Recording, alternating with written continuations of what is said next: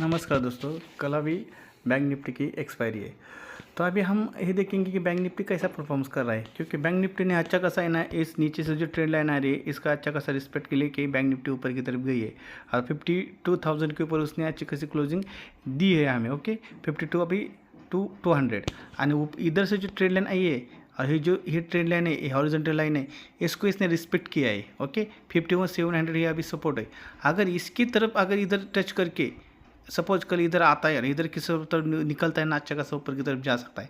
But मेरे हिसाब से कल एक्सपायरी है, तो मार्केट को एक बार है ना 52 तक आना चाहिए, उसके बाद मार्केट रिकवर करने की कोशिश करेगा। आने वाले फ्राइडे तक मार्केट 53,300 जिसका जो फर्स्ट हाई था वहाँ तक बैंक निफ्टी जाने की कोशिश कर सकता है।